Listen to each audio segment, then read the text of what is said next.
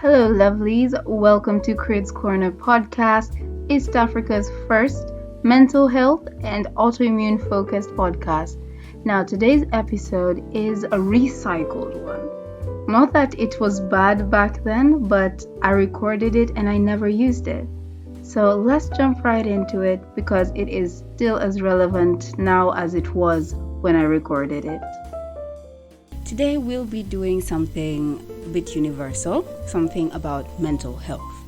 So if anyone has been in the same funk I've been in, you've been going through it, okay? So here are a couple of things that I have been telling myself this past couple of months. It's been really hectic for me, health-wise, work-wise, social life, that sort of thing. So there are a few mantras, if I could call them, that I have been using that have been helping me get through these things, okay? So number one is if it is out of your hands, it deserves freedom from your mind too. Now where I work, the success of my job requires a lot of participation from outside parties. Outside, I mean outside of myself. So say I am collecting budgets for an event, I'll end up finding that to get the budget so that I can ensure everything is ready on time, I need another party to create the budget based on what they need. You see, so I end up requiring someone else to do a certain bit of the work before I'm able to come in and do my part.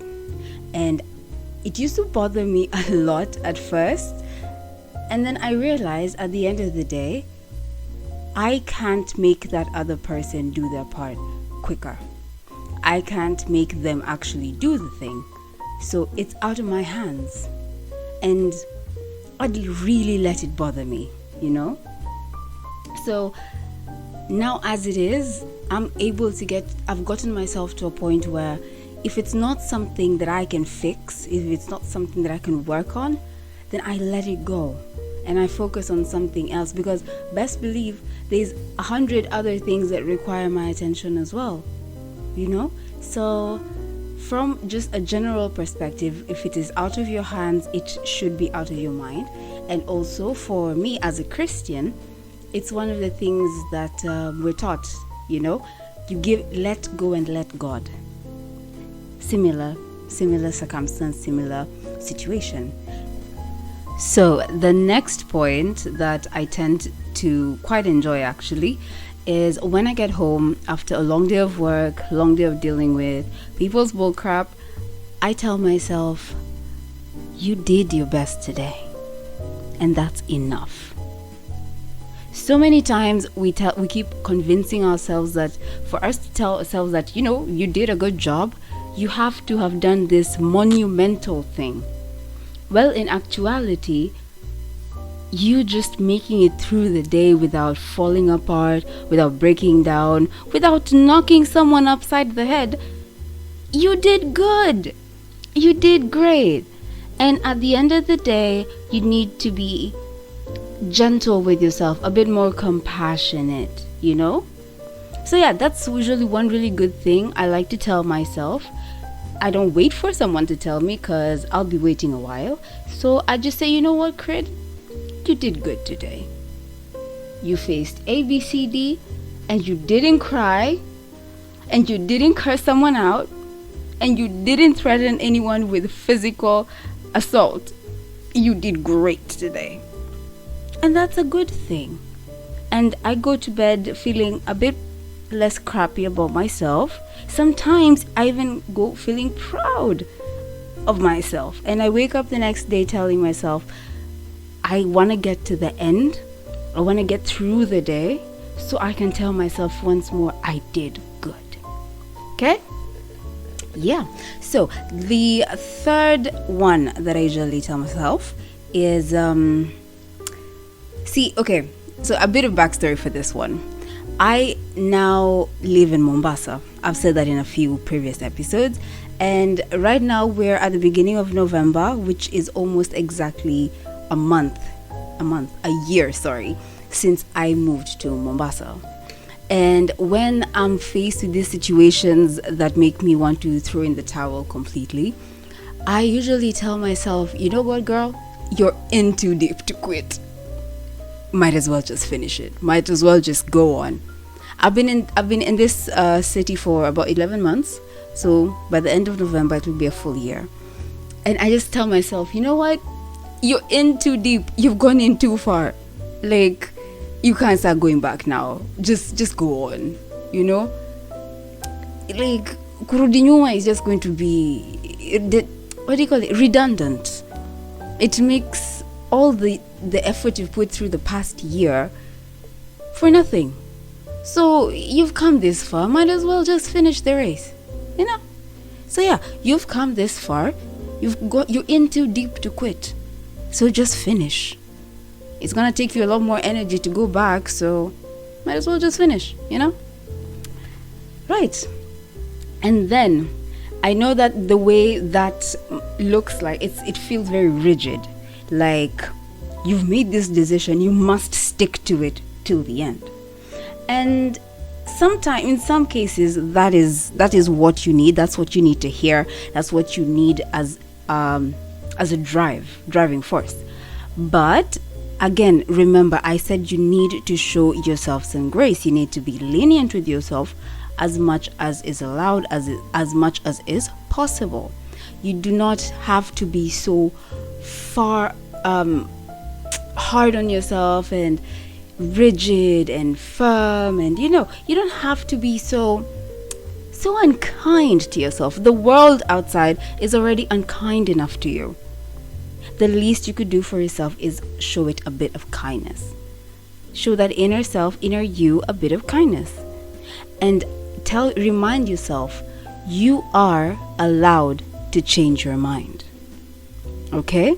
You are allowed to change your mind. This goes across board on everything. I would advise, thinking about it when you're changing your mind on something major, like changing a course, changing a job, changing a partner, such things. Those are very major decisions, so give yourself some time to think about it. But you are allowed to change your mind.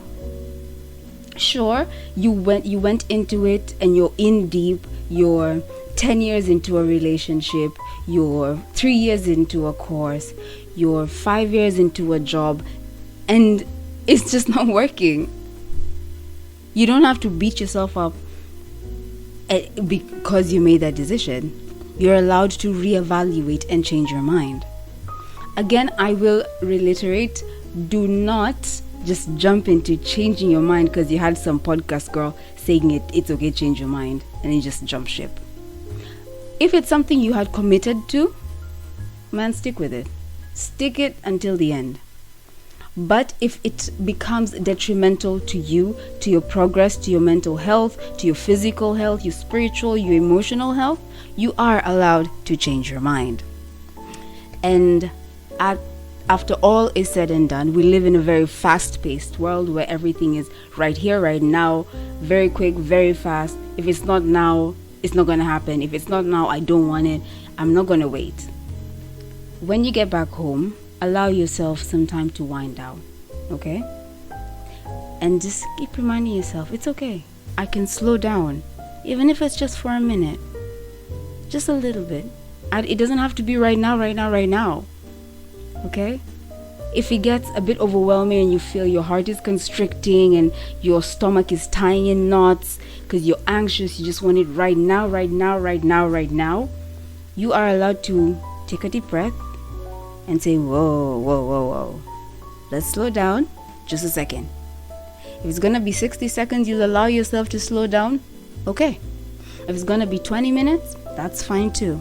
If it's gonna be a whole day, that is also fine. Just do not neglect your responsibilities, okay? Don't do that. That's not what I'm advising at all.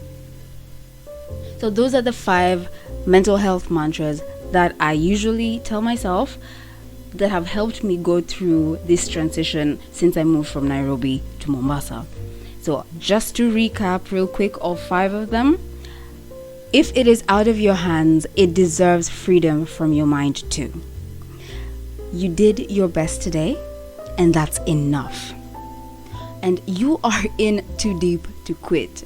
Might as well just go on and finish it. Then you are also allowed to change your mind within the parameters of caution. Don't just jump ship. Allow yourself time to think through major decisions before you make the decision to finally change your mind. And last but not least, slow down, even if it's just for a moment. And that is all for this week's episode. You will hear from me, hopefully, next week again on Monday. I'm shifting my posting days to Monday so that, you can start off your day with something good. I'll be posting every morning, or I'll post Sunday night. I think I post Sunday night so that everyone can have something on Monday morning. So that is all for this week's episode. And you'll hear again from me next week. Until then, remember to be gentle, to be kind, most especially to yourself. Take care. Bye.